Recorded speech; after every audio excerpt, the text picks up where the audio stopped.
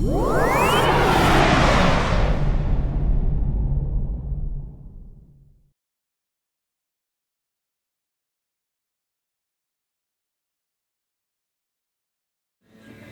going to go over, here's what I recommend. Just hold that position. Here's what I recommend for the overhead press. If you're going to do an overhead press with your client, first, understanding the engineering of the body, knowing that they can stabilize intersegmentally, they have no problem. You're looking at everything above and below the joint that's moving. Obviously, if you have your elbow joint, because in this position, you got a lot of tricep going on.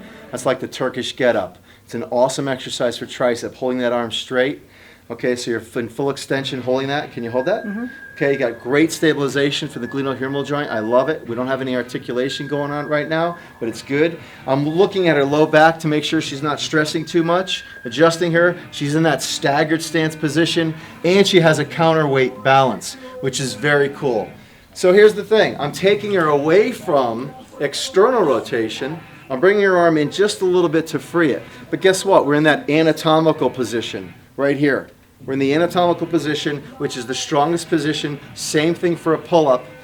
And we're going to counterbalance and do a press. And we're going to hold. 2, 3, 4, 5. Drop it down slowly. Pause, breathe in, exhale, press up and hold. 2, 3, 4, 5. Drop it down slowly. And that's the pattern. Okay? We want to hold that joint in a range of motion that has no choice but to stabilize. Okay, now hopefully your rotator cuff is strong enough to hold that and maintain congruency. These are all the things you have to think about when you're exercising. If you're doing an overhead press like that and you feel it in your low back, or you start feeling in your gluteal area, and it's just disproportionate, it doesn't feel right. Sometimes people equate it to a chisel feeling in a certain anatomical area. Don't do the exercise.